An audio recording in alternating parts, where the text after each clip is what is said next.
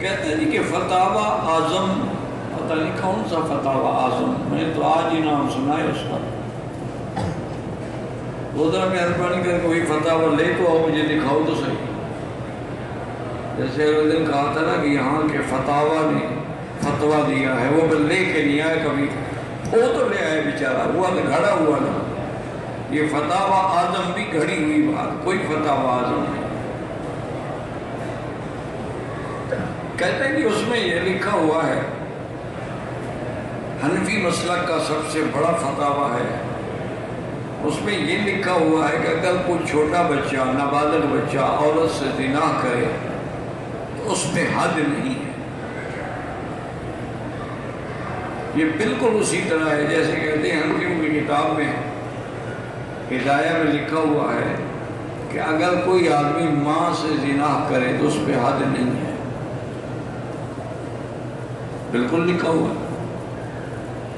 لیکن اب اگر تم لوگوں سے اللہ نے غصے میں عقل چھین لیا ہو، حسد کے مارے ہوئے تم کوئی بات سمجھنے والے نہ ہو، حد تعزیر، یہ بندہ تو حد والے مسئلے سے آگے گزر گیا، کسی عام عورت سے نہیں، ماں سے زنا کیا.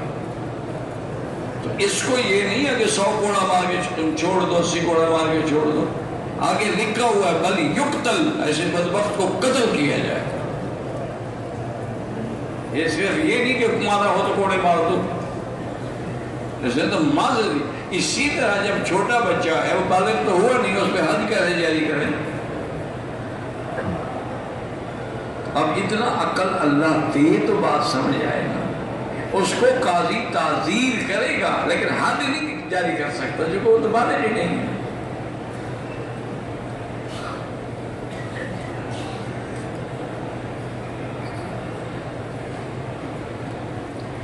پہلے اعتراض کرنے سے پہلے کسی عالم کے پاس جا کے سمجھ لیا کرو.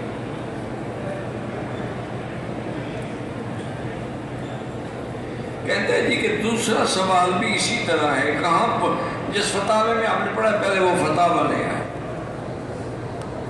وہ فتاوی لے آئے تو اس کے بعد بھی ایسی بات ہے نا جو میں پڑھ نہیں سکتا.